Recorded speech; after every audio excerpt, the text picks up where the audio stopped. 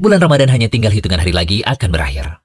Salah satu ibadah di bulan Ramadan yang tak boleh tertinggal adalah membayar zakat fitrah.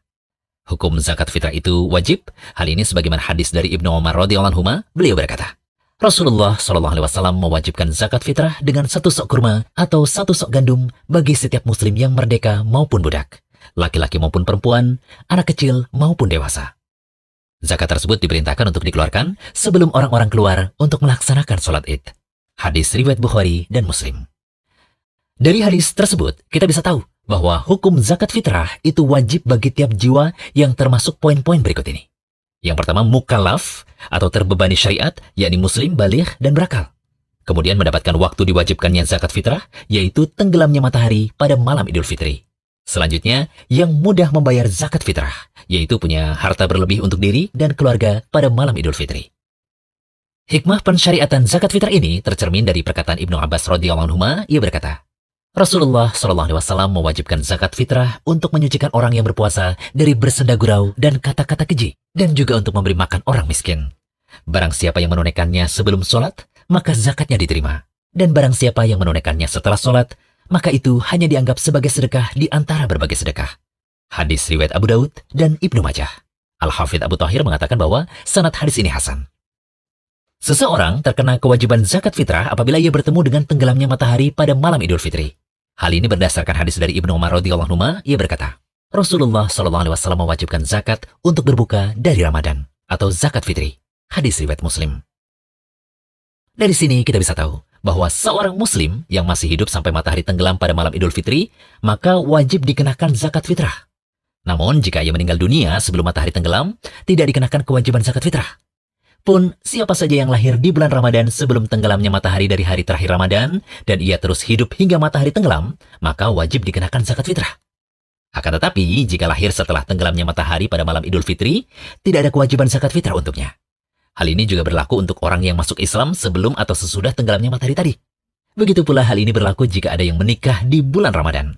Sampai tenggelamnya matahari dari akhir Ramadan, ia masih beristri, maka ia menanggung zakat fitrah istrinya. Namun jika menikahnya setelah tenggelam matahari, tidak wajib baginya menanggung zakat fitrah istrinya.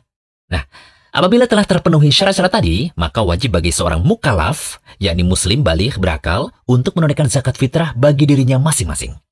Ia juga wajib menunaikan zakat fitrah untuk orang yang ditanggung nafkahnya, karena sebab pernikahan, hubungan kerabat, menjadi pembantu atau pelayan di rumah.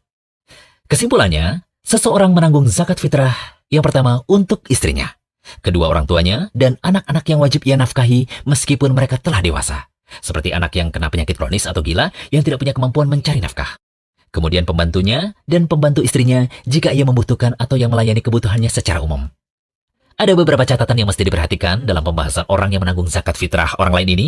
Yang pertama, anak yang punya kelapangan nafkah hendaklah menanggung zakat fitrah untuk istri dari ayah atau ibu tiri. Tetapi hal itu tidaklah wajib baginya.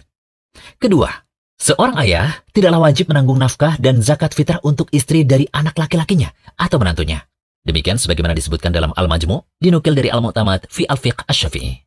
Ketiga, adapun anak yang sudah dewasa atau baligh dan mampu dalam hal nafkah, tidak diwajibkan bagi ayahnya untuk mengeluarkan zakat fitrahnya. Zakat fitrah boleh dibayarkan asalkan dengan adanya izin dari anak tersebut. Keempat, untuk kerabat, boleh dikeluarkan zakat fitrah atas nama mereka, asalkan dengan izin mereka juga. Kelima, dalam hal mengeluarkan zakat fitrah, jika akhirnya punya kelebihan makanan yang terbatas, yang menjadi urutan dalam pengeluaran zakat fitrah adalah yang pertama, dirinya sendiri, istrinya, anak yang paling kecil, ayahnya, ibunya, dan anaknya yang besar yang tidak mampu bekerja. Kemudian yang keenam, jika seseorang hanya mampu menunaikan zakat fitrah untuk dirinya sendiri atau untuk satu orang, wajib baginya untuk menanggung dirinya sendiri. Jika dia mementingkan orang lain dalam kondisi ini, maka zakat fitrahnya tidaklah sah. Catatan terakhir, jika istri kaya, sedangkan suami orang yang susah, maka istri tidaklah wajib mengeluarkan zakat fitrah untuk dirinya. Tetapi hanya sekedar disunahkan ia mengeluarkannya agar selamat dari khilaf atau perbedaan pendapat dari para ulama. Semoga pembahasan mengenai zakat fitrah ini bisa benar-benar dipahami oleh segenap kaum muslimin, agar zakat yang ia keluarkan bisa benar-benar memenuhi kewajibannya dan bisa mendatangkan pahala baginya. Amin.